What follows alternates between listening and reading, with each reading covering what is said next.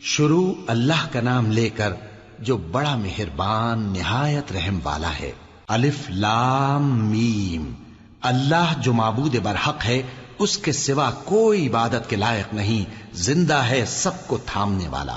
اس نے اے نبی تم پر سچی کتاب نازل کی جو پہلی آسمانی کتابوں کی تصدیق کرتی ہے، اور اسی نے تورات اور انجیل نازل کی تھی۔ یہ دو کتابیں اس نے پہلے نازل کی تھیں لوگوں کی ہدایت کے لیے، اور پھر قرآن جو حق اور باطل کو الگ الگ کر دینے والا ہے نازل کیا۔ جو لوگ اللہ کی آیتوں کا انکار کرتے ہیں ان کو سخت عذاب ہوگا، اور اللہ زبردست ہے، بدلہ لینے والا ہے۔